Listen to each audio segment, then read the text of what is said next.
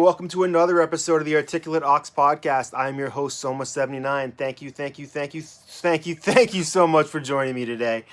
My guest is Todd Paris. He is a podcaster, and he's a boxing coach, and he's someone who I've known for quite a long time. He's had a bunch of different stages of his career, and he's a great example of somebody who decided that he was just going to chase his dream and make his life what he wanted it to be, and he set out on his way, and he did that, and he is there, and he is loving life.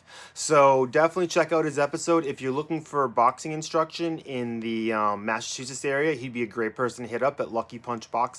His information will be under his name on the podcast, and it'll be in the show notes.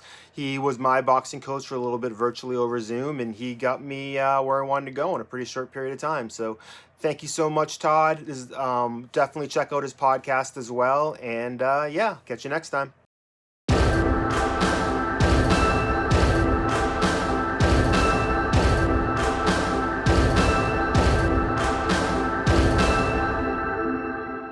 Hey, welcome to the Articulate Ox Podcast, where artists talk about the art to make them artistic. I think I got most of that right. I am your host, Soma79. My guest today is boxing trainer and podcast host, Todd Paris. How you doing, Todd? I'm doing great. Thanks for having me, Tim. No problem. Thank you very much for joining me. And thank you for being the first person I've interviewed with a professional setup. So hopefully the post-production will be a little easier this time. No shade on my previous guests, but that's funny. Yeah. So we've known each other for a long time. We used to work at the same company back in the day, and it occurred to me that I think you were hired to replace me at some point. I think that's I think you're right. Yeah.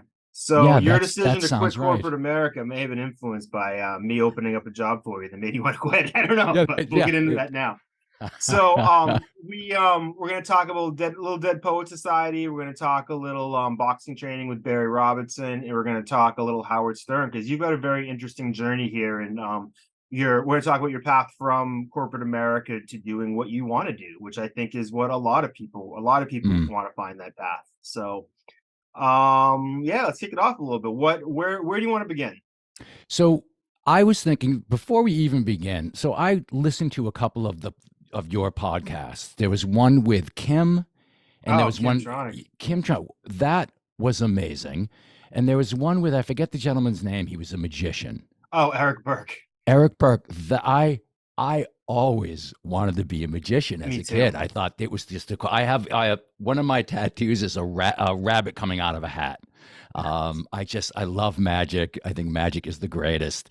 So you're very good at this. Oh, thank you. Yeah, they were really engaging. Like I listened to one after the it was just really interesting, and I really enjoyed the show. So you've got a really good thing going on here. Thanks, I appreciate it.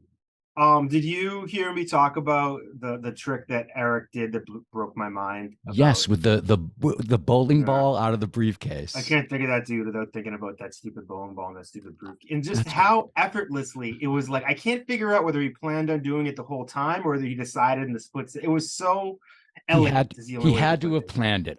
There are a couple. I was gonna start this off with a magic trick. I have a magic trick. I didn't prepare. Okay. Usually it would be it's a disappearing handkerchief.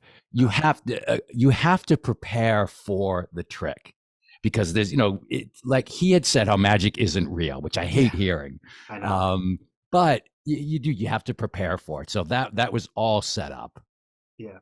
The biggest disappointment for me in talking to him was, and we'll get to the topic at hand momentarily, is that he sort of confirmed to me that David Copperfield just said doubles. That and I'm like, it's because with magic, when you do know how the trick is done, it's usually almost kind of disappointing. Yeah, and it's because it's so flimsy usually, the trick, but it just works so well. But I was like, that's kind of a letdown. It's always a letdown when you learn how the trick is done. Yep, 100%. Yep. So all right, so let's talk a little bit about how you landed where you are now. Where do you want to begin in your journey? So my journey, it's funny. In preparing for this, we would kind of conversed over email, and initially where it all started for me is really Dead Poet Society and my friend Benny. But really the journey, I think officially starts is when, and this is kind of off topic a bit. The journey really starts when I had cancer. So I was working corporate America. I'll give you the 2 cent version. I had gotten cancer, had a tumor in my leg, had surgery. Um, and that sort of changed things for me.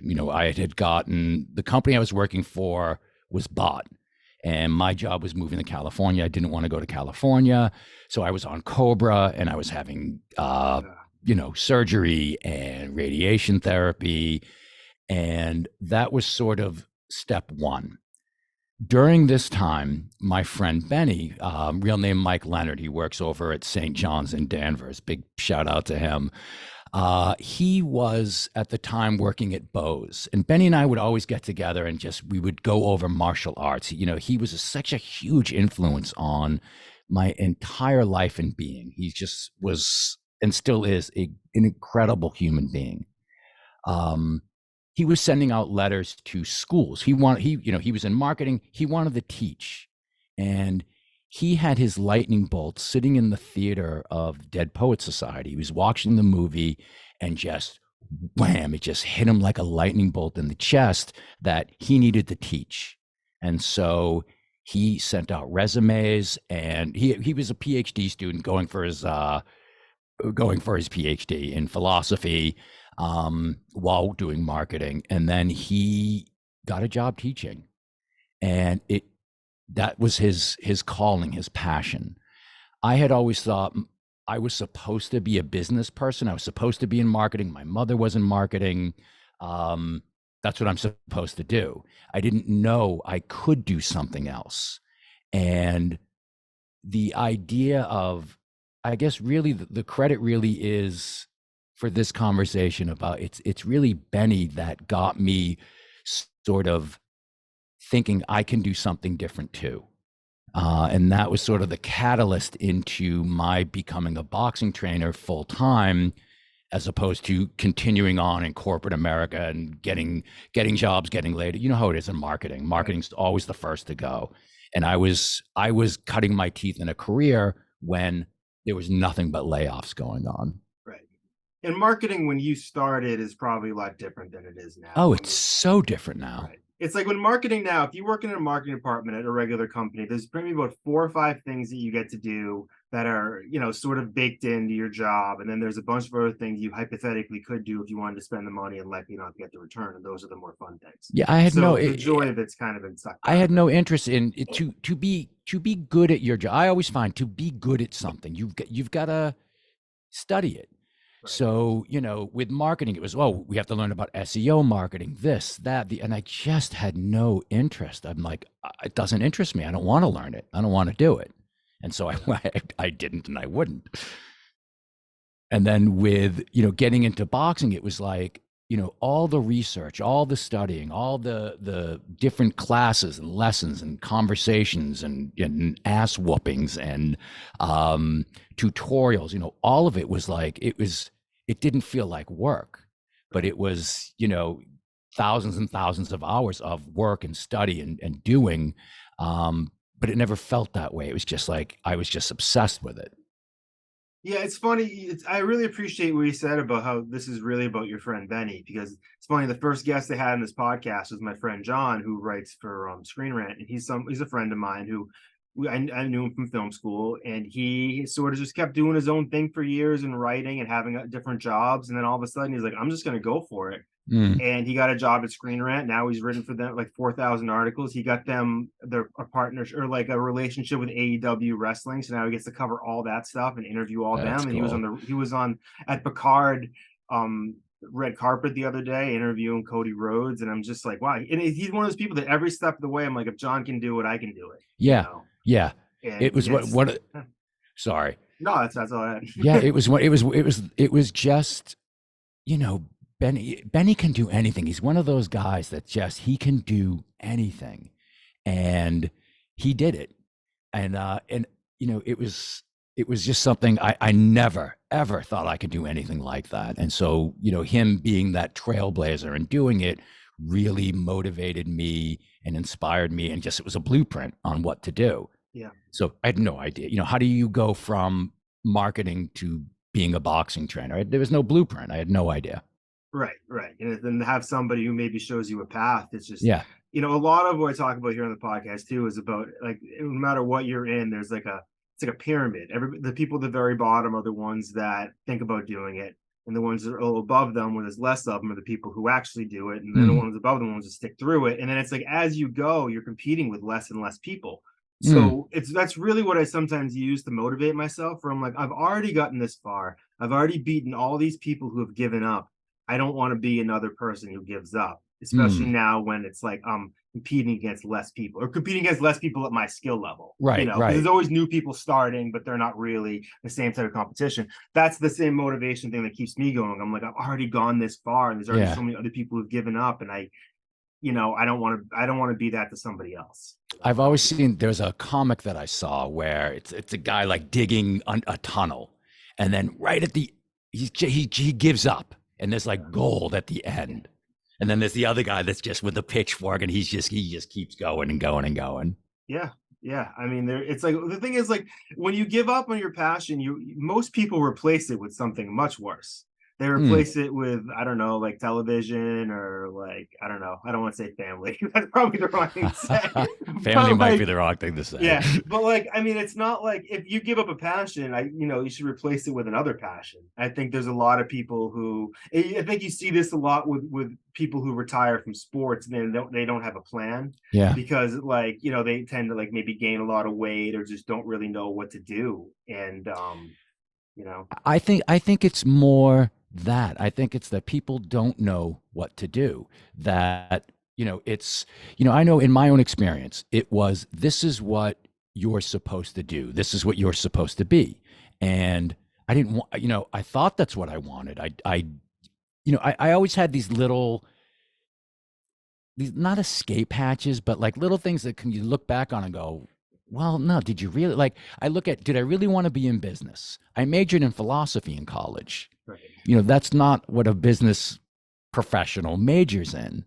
So I had all these little things that kind of were indicators. I sort of, a terrible analogy with it is, I've lived a closeted life of someone different. Like I was hiding from myself really what I wanted to do and who I wanted to be. I thought I had to be and do a certain thing, and it just wasn't the case. Yeah.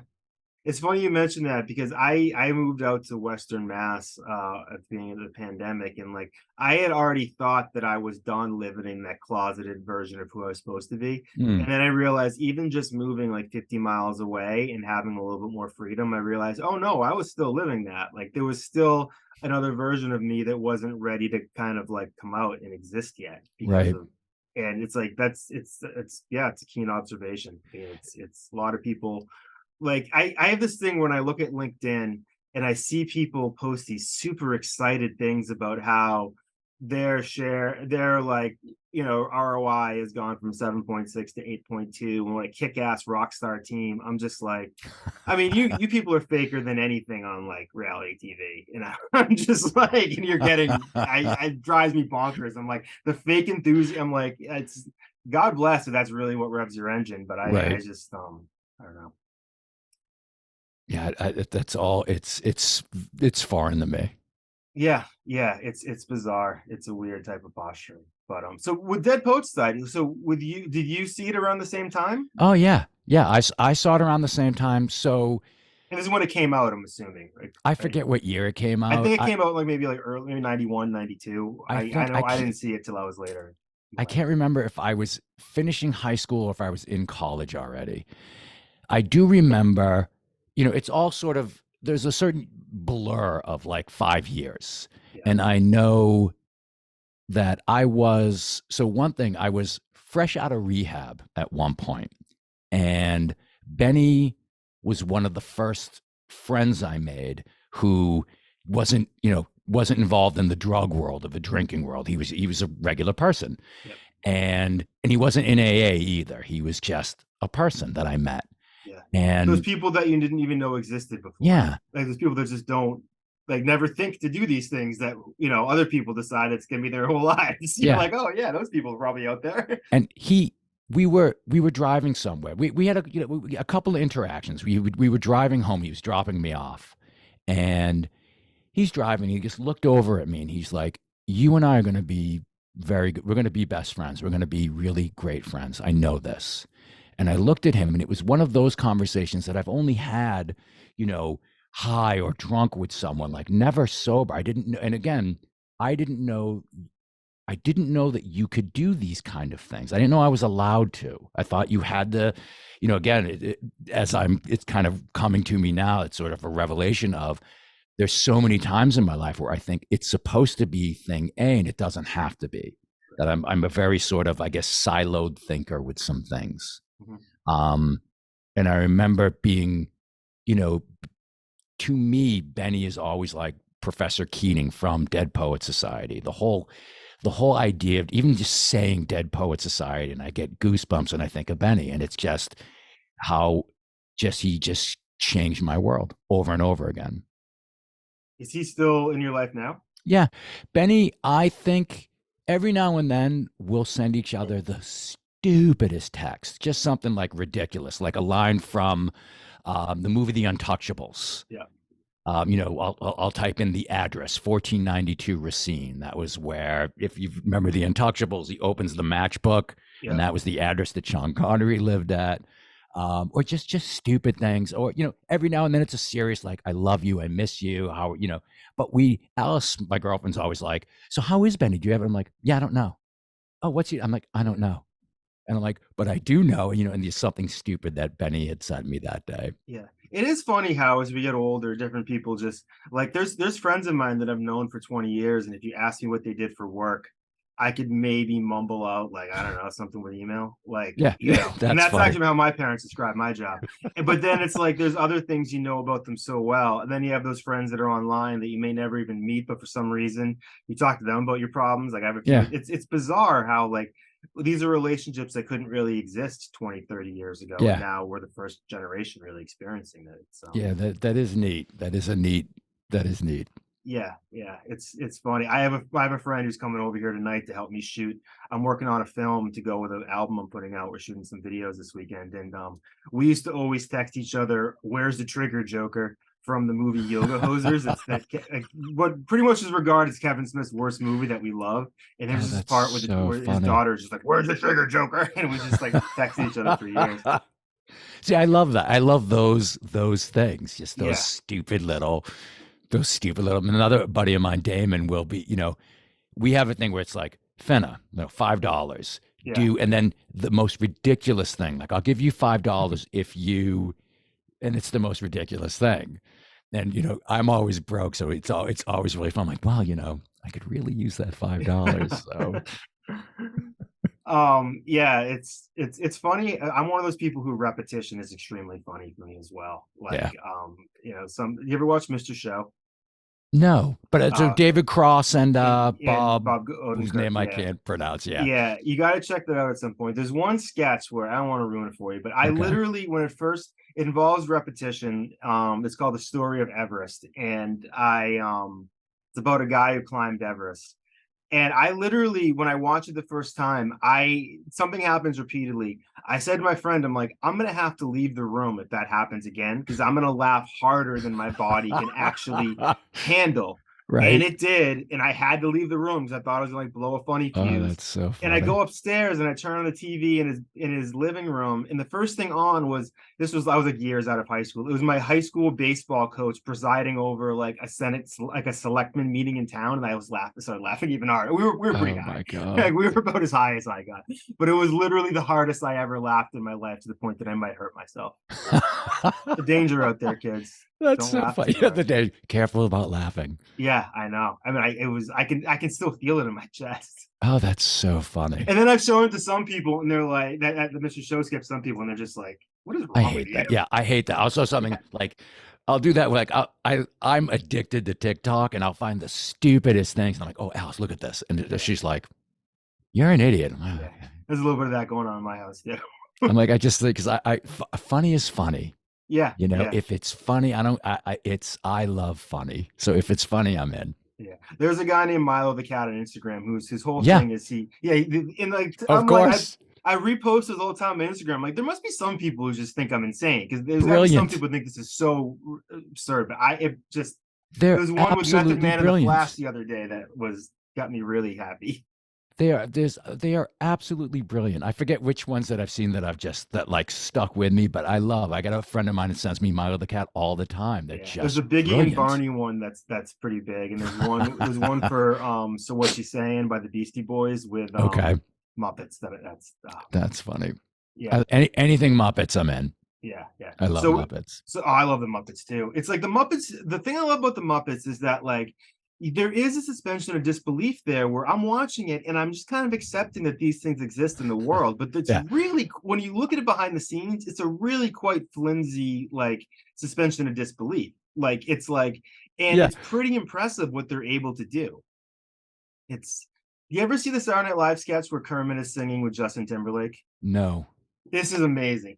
So it's a sketch and they're singing a song together. But the guy who's playing Kermit is like, I forget the details, but he's somehow like nudging into Justin Timberlake, and they start sort of like kind of like getting into it, and then it becomes an all-out brawl between the guy playing Kermit and Justin Timberlake. That's funny. He's so fucking hilarious. That is really funny. Yeah. So what where you actually got to the point where you wanted to quit and move on, like, what were the factors in your life that led to that decision? So it's not even. I wish I could say, I decided, I left corporate America. I quit. I just kept losing jobs. I was working as a temp.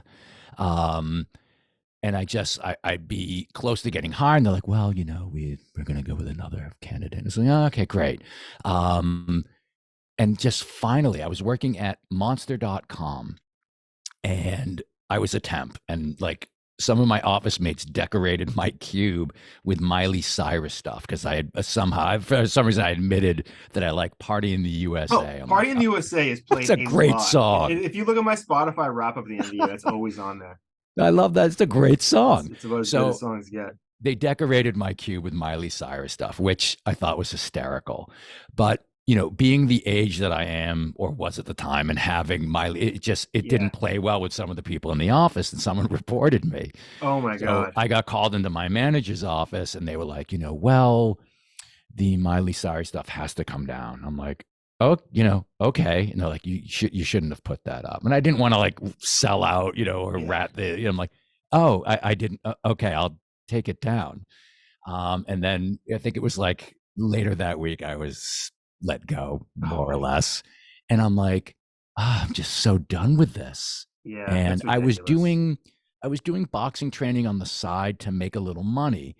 I was one of the places I was working at, the first place, it was a glass blowing company.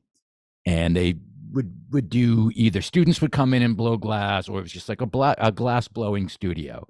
And on the other side was sort of this abandoned CrossFit gym. And the owner of the glass blowing studio, I don't even know how I found this guy, but somehow he was like, do you want to teach some boxing here? And I was like, yeah. At the glass blowing studio? At the glass in the CrossFit. Where, yeah, do you think that too? It was on the other side in this, it's like Bull meets China shop. Right? It was in this abandoned CrossFit gym. So it was just this empty warehouse type of place. Yeah. They had one heavy bag, and it was like a shitty canvas heavy bag. And I'm like, yeah. And that was, I was doing that on the side, had a couple of people. It was great. And then I'm like, God, I just love doing it. I'm like, and then that's when the whole thing with Benny, and like, the little voice that send the letters. And I'm like, yeah, I'm going to, I want to do this full time. And then I remember for some reason, I hope I'm not so much that way anymore. I'm sure I am. I'm going to say I hope not, just so I can sound cooler than I actually am. I'll tell you if you are. All right. I'm one of those people that need permission. I don't know why. And I think it's why I've had you get permission from yourself. And okay, yeah, great. Right. But like, I need permission. And I remember checking with my family. It was Rosh Hashanah dinner. We were sitting around the table, and I was just like, listen, I'm thinking about being a boxing trainer full time. And, I'm waiting for like just all hell to break loose. Right. And they were all like, what a great idea. We think you should, that's a great idea. I was like, okay. And boom, then I was off and running. It's funny too. I think I can relate to what you just said, because I think when I think about telling my parents about stuff like that in my life, Mm-hmm. I put myself back into how they'd react if I was saying it when I was 14 or 15. Mm. But they've already seen that whatever age I'm at now, I guess almost 44, that, oh, if I don't do the math for them, that they're going to be like, well, if he's at this age and he's already been able to prove he can do these things, I'm sure he can Mm. do it. We'll just support him. And Right. it's really easy. I get in that same thing where I'm almost like, what's somebody going to say? And I Yeah. think that was one of those things I finally was able to ditch when I moved out here, is that I don't Mm. really care what anybody says. You know? I have a lot of that where I don't care what people think and I don't care what people say. It I do have lines where that's not the case. And I'm Right, like, right. I hate when I come up to one of those lines, I'm like, oh, I do care. Damn it, I don't Yeah. want to care. Like, how do I deal with this? Yeah. Yeah. Yeah. I And then was there's certain people who I do care what they think, but yeah. you have I to have some was of those. yesterday, I was getting a tattoo and What'd you get? I got I got a Black Panther. Like So Wakanda Forever, or just, or it's like it's actually it's too sort of roll up the sleeve and show right okay, no now. worries. Um, no, it's like a classic. I can kind of picture something on a shirt that Roddy Piper might have wore at some point. Yeah, something like that. That's Yeah. really funny. Something like that. It's a very classic Sailor Jerry type of old Yep. school tattoo. That's cool. I like I that. absolutely love it. So as we're, she's drawing it on, and as we're getting ready to do the printing, the actual tattoo, she like did something goofy with the eye, and so it looks like he got hit by a truck. And I'm like, you can't leave it there. She's like, and then, we were laughing and joking, and then, long story short, I think I did something on my mic. Long story short, it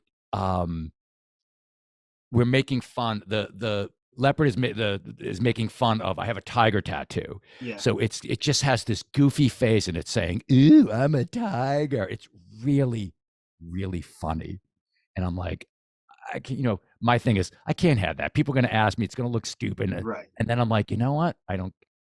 It was one of those things. I'm like, at that line, I'm like, I don't care, and so we went for it. It's terrible story, but it was No. really funny, but it was one of those moments of like, I care what people are going to say, what people are going to think, but I liked it too because it I'm trying to get this really cool Black Panther tattoo, Yeah. and be all, and it's just like, I'm not like that, and so it fits perfectly, and I'm really happy with it. It's funny. All my tattoos are pretty nerdy, or most of mine are. Mm. Like, I have like a little thing on my leg. I'm trying to do like a band, like a carousel of like stuff I Mm-hmm. dig, and it's like an owl from American Dad, a Wu-Tang thing, Spy versus Spy. Wait, I'm wait, getting a Space oh my Ghost God, thing. you have a Spy versus Spy? Yeah, I'm like Oh, right that's in the back of awesome. my heel. I love Spy versus Spy. Spy I think versus Spy is the greatest. brilliant. It's just, yeah. Yeah, it is absolutely brilliant. Yeah. So, and I'm sorry, an owl from Family Guy. Not from I'm not American Family Dad. American Dad. I don't remember an owl. There was only in like one episode. So I have a Okay. Twin Peaks tattoo right below it. And I was like, I wanted to get, if you've ever seen Twin Peaks, owls are part of the lore of that show. And I wanted to get an owl too. And I just saw one in an episode. I'm like, oh, I'm going to get that. So it'll kind of have the dual meaning. But very cool. I'm getting the Space Ghost one on the front with Danger Doom's face over it from like a Fader magazine cover. Those are very cool. Okay. Yeah. But it's like, they're just, but the thing is, I've just come up with a couple of other episodes with people where when I get a tattoo, some people don't get tattoos. Like, what if you regret it? And I'm like, when I get a tattoo, literally within a few hours, it's like it was always there. It's my brain does this weird thing that integrates it, where it's just sort of like. I was even looking at the other day because I'm still working on getting it finished, and everything's not placed. There's like spaces I don't like.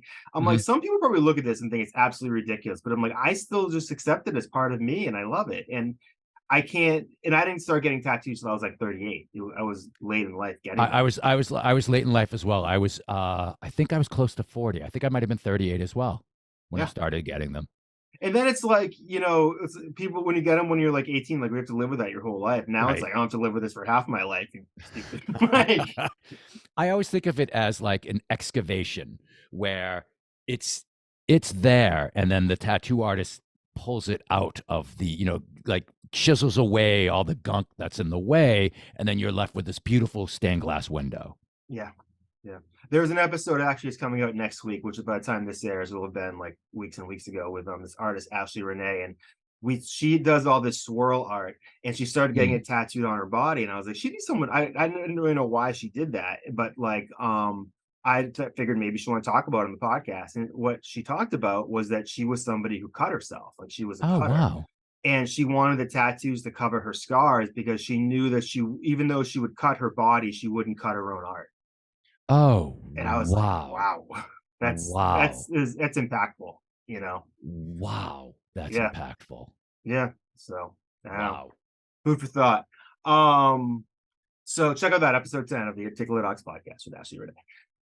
So let's talk a little bit about, how did you kind of get things going? Because, obviously you felt like you had the permission to start being a boxing coach, but then of course there's the reality of it. I've known a lot of people who are going to quit their jobs, become an artist, and a lot of them are back at those jobs. How did you not become one of those people? I honestly, I don't know. I really don't know. I've gotten incredibly lucky.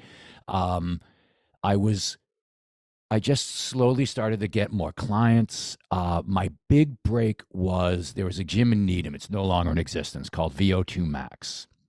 And I was doing a part-time gig at Hanscom Air Force Base. I was working for my first boxing coach, Gregory Liskishin. And I was working for him at Hanscom. He got a job over at VO2, so he was closing down the Minuteman Boxing Club at Hanscom. Was that military people that were?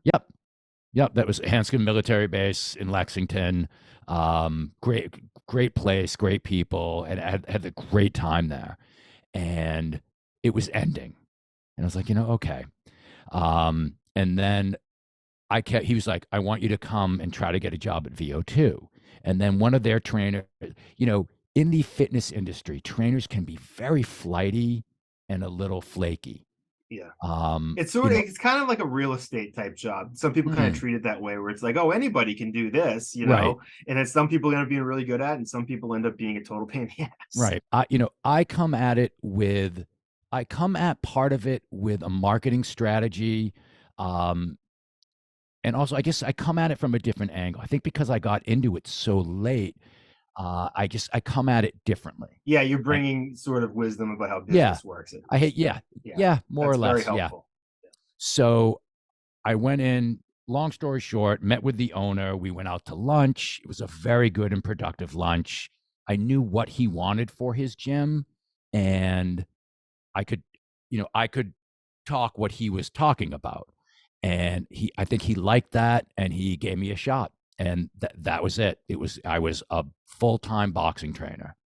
And then that place went out of business. And so I had to do the struggle all over again. And I was working at the Ring in Boston. And I started up a Rocksteady boxing program. Rocksteady is a program for Parkinson's. And I started up doing a class at Boston Boxing and Fitness for Parkinson's, and that I've been doing it for years now. And that great place. Ed Lavash, the owner, one of the greatest human beings you'd ever meet. And so just building these little things. And so I talked about maybe getting my own gym at some point, and I don't know that I ever will. And it seems like the business model that I have is sort of going from gym to gym. And it was described to me once by another boxing trainer, Matt Nolan. And it was the coolest description. He's like, oh yeah, he's like a hired gun. Yeah. Goes to, and I'm like, I'm going to put that on my business card. Journeyman trainer too is also some cool way of putting it. That's the coolest way. Like I met a bunch of different places. And I've been able to, it's hard to grow, but I've been able to maintain, and it grows slowly. Right. So it's always meeting new people too. I mean, that helps. Yeah. It's been a lot of luck. I mean, you just mentioned numerous gyms that you worked at that don't exist anymore. So it doesn't sound like owning a gym is necessarily the best business proposal for, especially because now I think fitness places are kind of in flux in general, And my thing too is because I have such PTSD of things falling apart, of companies going out of business or selling or just getting laid off. And it's just, I have such PTSD of that I want to make sure that no matter what happens, I'm always doing something. I'm always covered. Yeah, yeah. Being able to know that you can take care of yourself is Yeah. it's a skill that it's a question a lot of people can't answer for themselves, honestly. Mm. It's definitely good to know that about yourself. Yeah. So so you did that for a while. So the next person I want to talk about was Barry Robinson, boxing trainer. Mm-hmm. What's your connection with Barry? So I've never met Barry. I don't even know how I discovered Barry. Barry's very recent that he's come into my orbit, or that I've discovered him. He's been around for a long time. A lot of people do not like this man. I got that impression when I did a little Google. Yeah, a lot. He is very abrasive, very honest, and a lot of people don't like him. I'm fascinated by him, and I'm obsessed with his teachings. It's funny. I have the same relationship with CM Punk. Oh, that's funny. He's basically like very abrasive, and a lot of people don't like him. Yeah, yeah. It's just there's something about abrasive people Yeah. that I find fascinating. Yeah. His big thing is, or one of his big things, are footwork. And when I first got it, boxing is hard in that there's not a lot of teachers. So there's no one that can really teach you how to be a coach or a trainer. You sort of people either during their journey, as fighters, they pick it up from their coach, or they become assistant coaches and they go that path. Or you glean what you can from being in the gyms, and you create your own sort of system. And you're the right type of athlete too, because it's like it's like if you're like the Tom Brady's of the world and the Ted Williams of the world, it's hard to teach something that almost comes so naturally. Yeah. You have to be that certain type of person who like really is analytical in the way that you're learning it, I think, to some degree, and that you're observant of what's around you. You're absorbing, the energy. It's a hard thing, especially, there's a lot of, one of the bits of wisdom that I picked up was Smoking Joe Frazier trained his son, Marvis. Marvis fought Mike Tyson. Joe trained him to fight like Joe, didn't train him to fight like Marvis. And it was a slaughter. Tyson just took him apart. And it was, because Joe was like, no, you got to fight this way. And it wasn't the right way for him. And I'm like, I'm not going to do that. I'm not going to, I have a certain style, but I'm not going to teach that style. If someone fits that, then yes. But my thing was always I want to discover and uncover what that particular boxer has. My thing was, I was never very good at footwork. I could do footwork. I couldn't teach footwork to save my life. With Barry Robinson is huge on footwork. And I've been doing this for, I'm terrible at math, so I'm not even going to hazard a guess. I started my own company in 2015. So Lucky Punch Boxing. So we'll say 2015, I've been on my own doing it. And I've never really been one for fancy footwork or like decent footwork drills. So discovering Barry, I've been learning amazing things about footwork, and I've just been obsessed. So I've been doing it. I have my Parkinson's people doing it. I have my amateur boxers doing it. I have my special needs classes. I have them do it. So I have them doing, everyone's doing footwork stuff. And it was just, I can't, when you get into something, you're obsessed with it, and you just want to keep learning more and more and more and more and more. And that's where I'm in it right now. I'm like, I'm in the thick of it, and just can't get enough of him. Can't get enough of him. Can't get enough of the teachings. I absolutely love it. Are you seeing better results out of your students? Yeah. So I have a fighter right now. So if this comes out in May, I have a fighter who has his first amateur fight in May.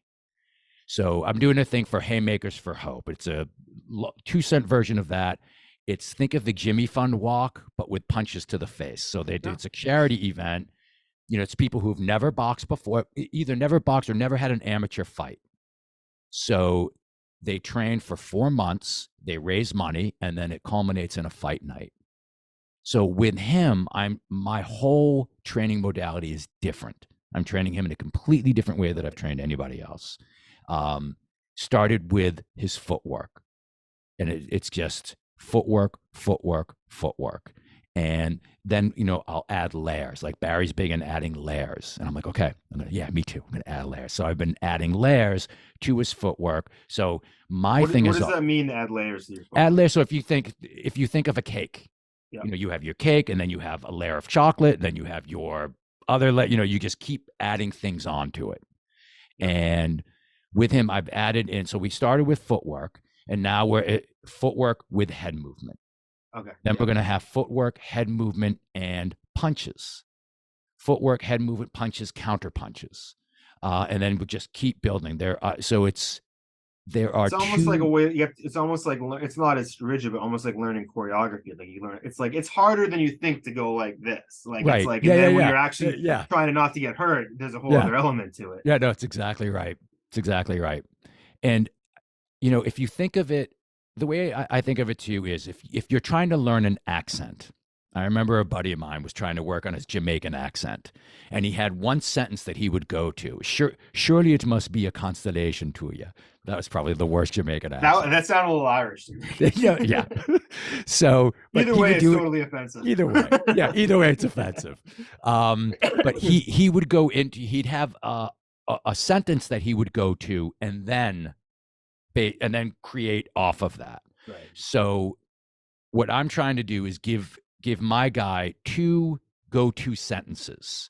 So two distinct styles of footwork to go to and then to build off of. So you have your inside sort of moving around, then you have your outside moving around as well, and then building off of that. So it's been really exciting and really fun. So considering that none of these people that are in this tournament or fighting that night have ever fought before, what's it like training somebody to fight against somebody who you have no idea what skill level they're really at? It's hard because one of the things that Haymakers does so well, they have a halfway sparring day. So 4 months of training. At month number 2, they get together for media day where they do videos and things like that. And you get to spar with your opponent. You do 2 rounds. And that way the Haymakers folks can determine, oh my God, we got to change this fight, or, okay, this can go on.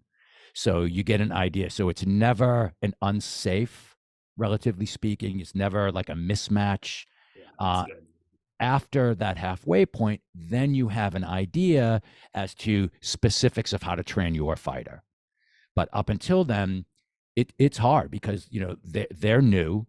You don't know who they're up against. In the amateurs, you never really know who you're up against. Right. So you want to, for me, and again, this leads back to Benny. Benny had when we were doing martial arts, Benny had switched dojos. He wanted to go with another instructor who, long and short of it, he wanted to fight, lack of a better word. He wanted to be able to defend himself against someone of his skill level or better. And that stuck with me. And so I try to train my boxers to be able to deal with a southpaw, an orthodox, a brawler, a this, a that, whatever it is. We're going to have to, we're going to develop tools of how to deal with it. And you're going to be able to do different things. Orthodox, southpaw. I believe in not limiting a boxer to just being one way.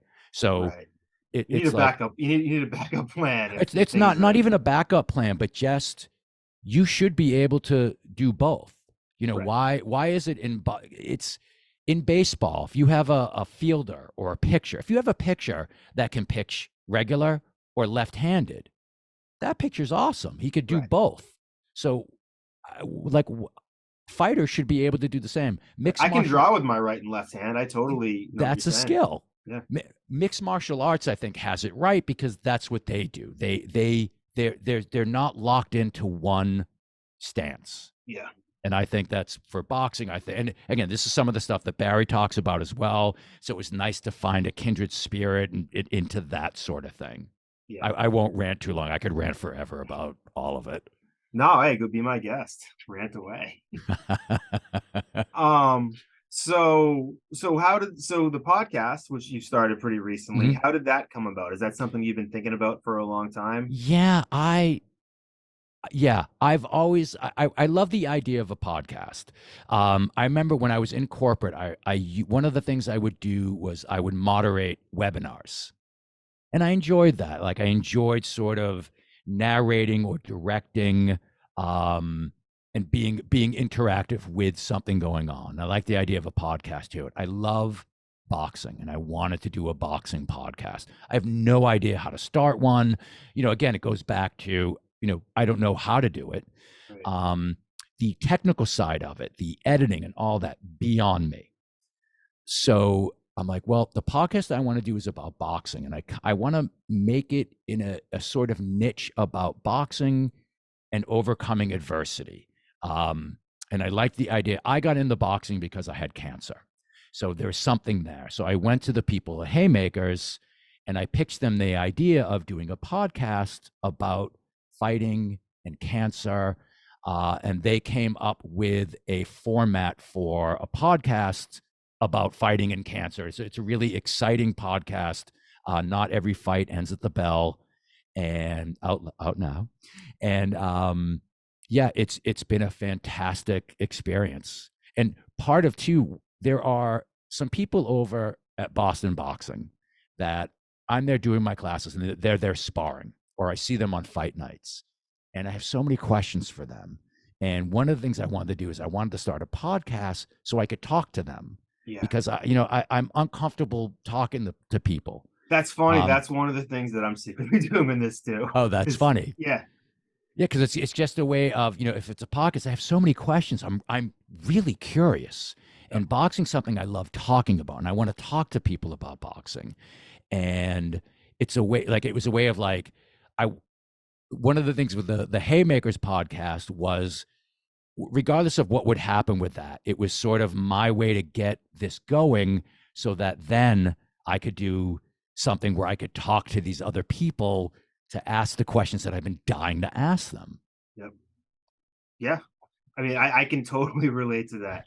It's just like, I feel like with every guest, I get closer and closer to talking to somebody who I've been really into for years. And it's exciting when you realize, oh, like, you get these conversations used to only exist in my head. And that means I only got my own insight. But now I'd actually get to have real conversations with people that are passionate about things. It definitely changes your outlook on things. That's what I really liked about your podcast is so genuine. Like, you are genuinely interested in your guests.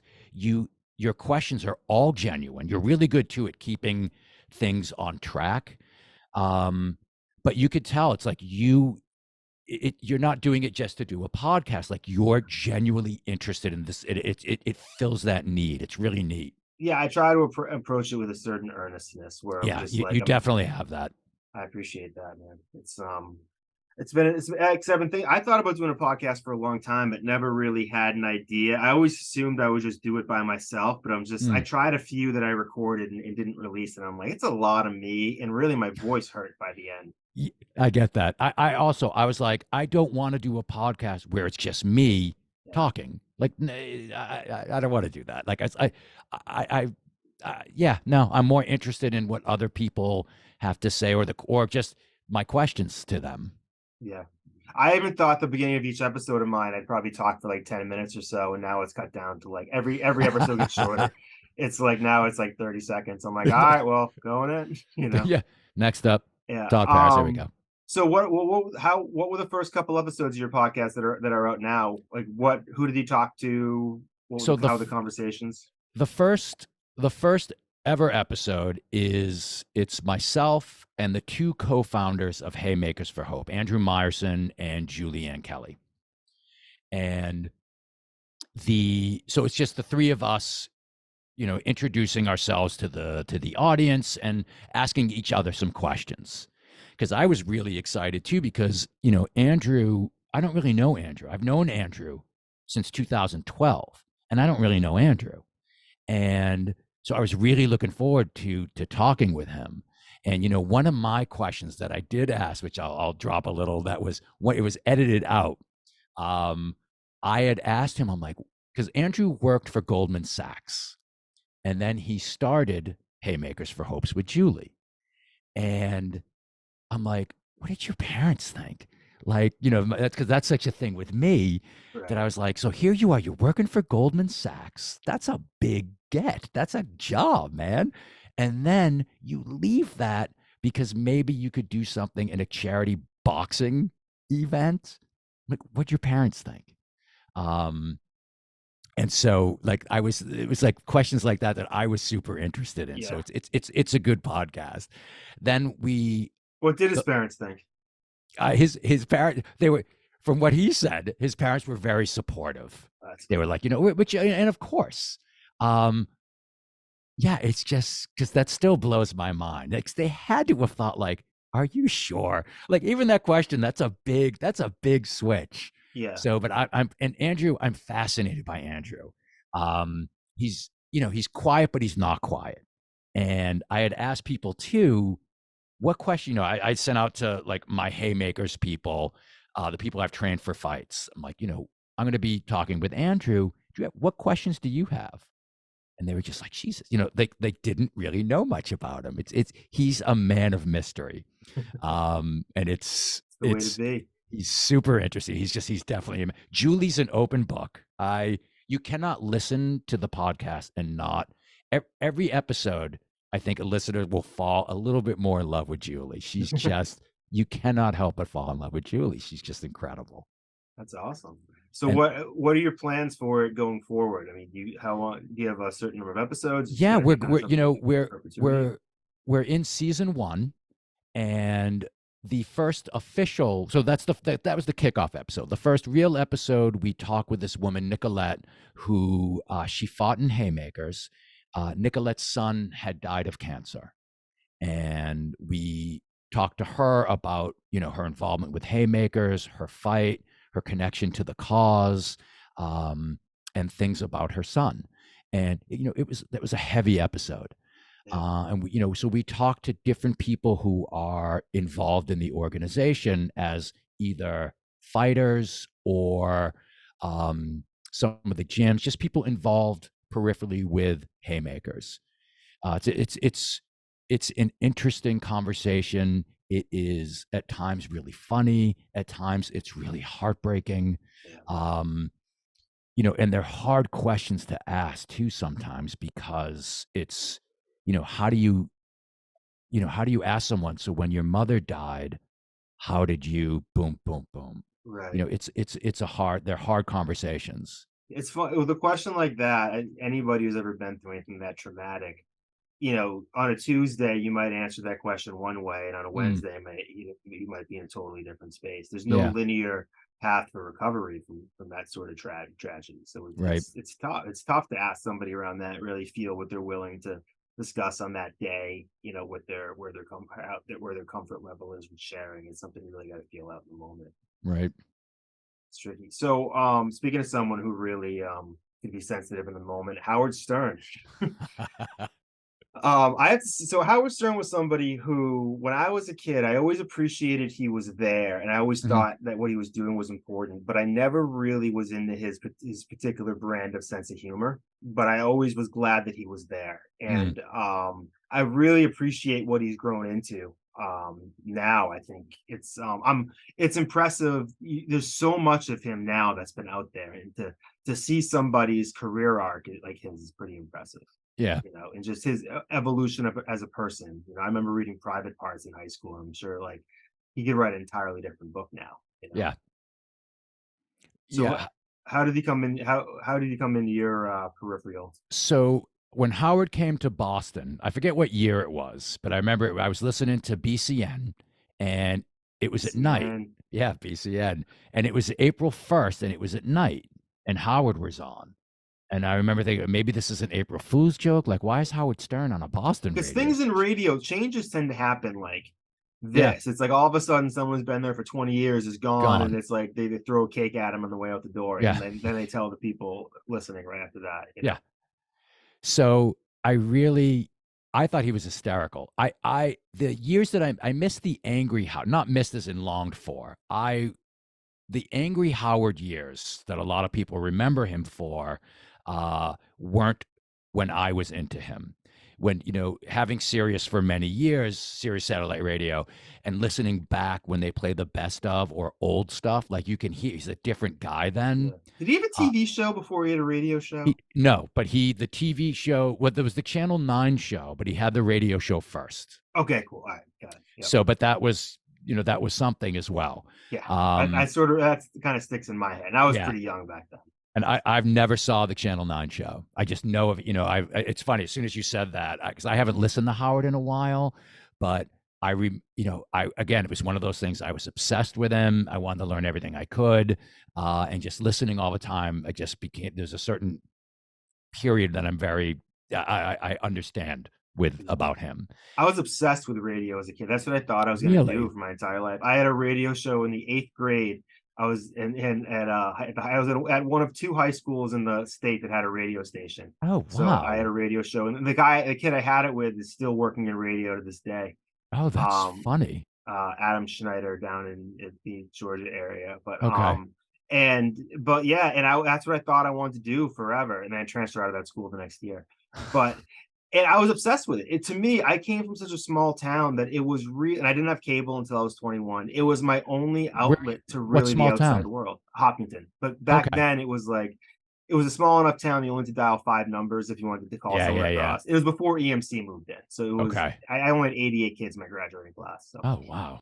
So there was I had about 5 stations, and it was like Golden Girls reruns, and I've seen all those a million times. And then it was the radio, and the radio was really my only way. I remember it was Loveline in particular.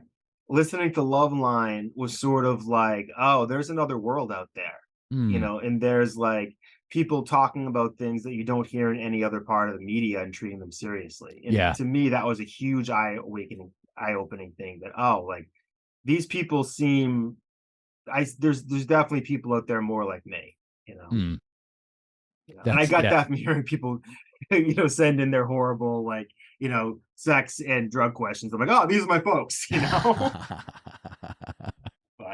but yeah. So with Howard, what period was it really for him? So it was really, I'm trying to remember what year, probably like in the 90s or whenever he first came to Boston. And I just, I thought he was so funny and so smart. And when he would interview people, I loved how he would interview people. I loved that long format because no one else was doing that. There was no long format of interviews. It was always, you get so-and-so with Johnny Carson. I'm a lot older than you. Right. I remember Johnny Carson too. Okay. Yeah. So you get someone, sits on the couch with Johnny Carson. They get like 5 minutes-ish. Right. And then that's it. And even that was more of a real interview than you get now, because now it's like any question that like Jimmy Fallon is asking a guest has already been run by their publicist behind. Right. It's like, and it's like when you see that next to the podcast type style interviews now, there's a real stark difference. You're like, oh, this is the person here doing a marketing job. They're not there being interviewed. Right. And Howard would just, the interviews were so sincere, and it's just they were aside from some of the questions you're like, oh my God, but some of them were just like when it was serious, it was just so good. And I'm like, I want to do something like that. There's something there that I really like. I liked that, the honesty. I like that unabashed honesty amongst strangers. I think I'm fascinated by that. And I appreciate that. And I want to be in that. And that is a phenomenon too. Like I mentioned before about how, there are people I talk to online that I've either never met in real life or really met. You can still have serious conversation with them. It's like there is something about that connection between strangers that is pretty powerful and can be life-changing for others. And the radio is a great example of that. Yeah. I mean, it comes into your house and it feels like they're talking directly to you. Yeah.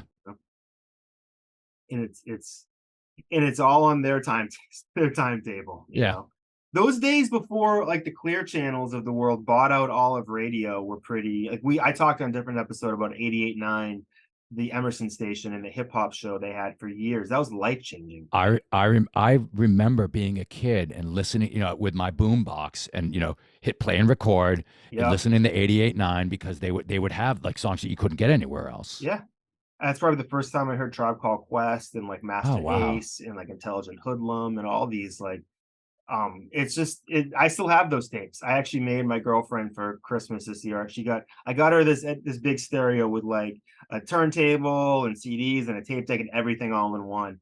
And she didn't have any tapes, so I made her a tape based off of all of my old radio tapes. And I was putting a Genesis song on it, the Jesus, he loves me and he knows and it's like there was the tape was all warped, so it cuts Oh, out at a certain wow. point and there wasn't Okay. enough room for it at the end, so she only got like half the song anyway. I'm like, but it's the charm of it. That's Like, and funny. I'm like, and every song's at a different volume. She's like, I don't know if that she saw the same level of nostalgia I had for that nonsense. That's funny. But so obviously that was a long time ago. Is it this always been something in the back of your head that you maybe wanted to explore? Yeah, it was, yeah, it's just something, you know, as I would go through, like, it was always something, you know, the idea of doing a podcast, you know, obviously Howard Stern was a big influence on the reasoning why, you know, his stories about getting in the radio, um, his interactions, his way too, that he could, you know, you can be a certain way on a microphone that you can't in person. And, you know, I can relate to that. You know, I can relate to how he is on the mic and then how he is in his private life, or at least how he says he is. Yeah. And, you know, I definitely could appreciate that. And just the way that he does it, you know, that's sort of, it just influenced me and how I want to, you know, I want to be honest and I don't want it to be a marketing kind of thing. Right. And I don't want it to be, hey, well, listen to do, you Yeah, know, just like, you it's know, that kind of 15 thing. past the hour. It's 45 before the hour. It is Right. 36 degrees in Cambridge, 37 degrees in Boston. I remember when I was in college, a buddy of mine was a communications major, had a radio show, and he's like, you know, do you want to come? I'm like, yeah. And I froze. I remember sitting there, and he's like, he's trying to do some kind of like not shtick, but like, you know, trying to do, I can't think of the Yeah, word for it. And I think I shtick's just, the right word. okay. And I couldn't. I'm like, I froze. And I'm like, well, there goes that idea. Yeah, it is weird because there is a certain degree of that. Like, if someone takes a picture of you and is going to videotape you walking across the room, you've never Yeah. thought about walking so much in Yeah. your life, and Right. you're like, wait a minute, how do I know how to walk? Is this somebody's not? There's no one here to show me how to walk. And there's a little bit of that with the radio, and you never really know, like, That's how I am, like, on fight nights when I on the in like in a tournament or something. If I'm walk, you know, if you get the privilege of walking your fighter out, sometimes you just, you know, you just go. But like sometimes they yeah, like you do a walkout, and it's always like, oh, because, you know, you know, you got your buckets, your rags, and you got like people, everyone's watching, and it's on a video, and yeah. it's really like, oh crap, I got to Oh, walk here's a good out. question for you. What is your if you had music playing for you coming in the ring, what would be your ideal theme song? You know, that is such a great question. Um, and every time I hear a cool song that I like, I'm like, oh my God, that would be my theme song. Yeah. Um, you know, I'm going to pull up my phone. I'll tell you, because I'm going to go. I'm sure it's a song that I just recently downloaded. Let's see. Oh, okay. One would be, we started watching um, Peaky Blinders. Oh, that's a great show. So I like Yeah. that red right hand. I dig. Oh, yes. Is that So, but Nick yes, the it's Bad Seeds? Nick Cave and the Batsies. Yeah. Yes. I was going to So call him Nick Cage, and if then I go to Nick Drake, and then I'm like, wait a minute, somewhere in the middle. if I were in the red corner, that's what I would want, because you get the red glove, red Yeah, right yeah. hand. And Down on the Street from the Stooges. Oh, Stooges. So that would be my first You're pick. going past the probably the more obvious choice, which is Search and Destroy by the Stooges. Like Ah, that was one of my warm-up songs for that one season of JV basketball I played in high school. okay. The for me, I always think of it in terms of pro wrestling because I can't even imagine myself getting into a real competitive fight with somebody. Now even my fantasies have to even be pretending. Mhm. And it would be if I was a heel, it would be Kick Him When He's Down by the Offspring. That's my song. But That's a good one. yeah, I do love that song. So what do you where do you see yourself, and like where do you want to go with this now? Like, I mean, you obviously you got a few irons in the fire, and it seems like you're living the life you want to live. You Yeah. know, where do you want to grow it from here? I want to do, I'm hoping for Haymakers. I'm hoping that podcast is successful and, season 2, season 3, like I want to continue with that because I love those people and I love working with them and I love being a part of it. Um, I would also like to at some point start my own podcast where I want to talk to, I want to talk to amateur boxers, um, gym owner, I want to talk to some boxing people, Muay Thai people as well. I was doing Muay Thai for a while, and those people are really interesting too. So, somehow I'm going to figure out a format for that as well. I still want to train, I want to train fighters. I want to train people how to box. I want to be able to do both. So I want those sort of two lines of business. I want podcasting and I want to keep training people. Yeah. And that's where too, like all the different places that you hired Gund at, those are all Mm. people you could talk to on a Yeah. podcast. Everybody has their own stories, and Yeah. these days is about finding a niche, like finding, there's a bunch of people who are probably thinking of some of the same things you are, so you can find Mm. them. It's a great community. Yeah. Yeah. I think everybody's got a story to tell. Again, it's selfishly, my interests are that people who right now, people that strap on gloves, train their asses off and then punch people and get punched in the face. I'm fascinated with those people. It blows my mind because you trained me a little bit, only over Zoom during Yeah. quarantine. Don't expect to see me any fights. And you're a great trainer. I Thank should you. mention that you motivated me very much. I basically was at a point where I only did the elliptical, and I was like, Mm-hmm. I need an elliptical for my upper body. And I'm Mm. like, oh, punching sounds like a good thing. And you really motivated me, and it's something I've stuck with. And That's nice to hear. Thank you. yeah, so I would definitely recommend you to anybody who wants to learn how to punch people in the face. I can't imagine I've been in like scuffles in like junior high. It's like I've broken up some fights in my day, but I haven't been in like a fight Mm-hmm. probably ever, and I'm cool with that. I spent a lot of money on my Invisalign. And The one of the things too is people that pick up the violin or the guitar doesn't mean that you're gonna be in a band or play in a concert. There's just learning how to play, and it's the same thing. I love the people when people come to me that like, well, I don't want to fight, I want to learn. I'm like, yeah, those people I adore because it's like there's the art and science of how to box. And you don't have to fight. You don't have to get into a ring. You don't have to ever punch someone or get punched. You can learn the craft and the skills and do it all. And that is one of my favorite things to impart to people, to teach people. I love teaching people how to box. it's a satisfying workout too. It's a great workout. You feel like you've done something. There's the little element of like, I do my own workout. I've never really worked with a trainer before, so having somebody that sort of blows the whistle and tells you that your last easy day was yesterday is always a little beneficial. I like And that. but it is a really great workout mentally and physically, and it works your entire body. Yeah. Yeah, so I still have I actually, it's funny, I have to pull down. One of the first things I'm going to do after we're done here is I'm shooting a music video in my basement where I have my heavy bag up, and it's been up since I hung it. It's a 100-pound heavy bag. I hung it up myself, and Wow. I'd never done that before, and Right. I've never been more proud of anything in my life because it was during quarantine. Nobody was coming to see me. I'm like, Yeah, I guess yeah, if this is yeah. going up, I'm doing it. Nice. And so now we have to unhook it because we're shooting a video in that room, and we'll have to put it back up right after. I mean, it's like that was putting up the brackets and stuff. Now it's just like Yeah, yeah, yeah. Now it's just taking it down and up. But yeah, I've never. This is the first time I've got to brag publicly of hanging on that bag on myself. So I decided to slide that in and take it because I was pretty proud of myself. I can't believe I didn't kill myself. Very cool. Yeah. So anything else you want to talk about while we're here? I think I'm good.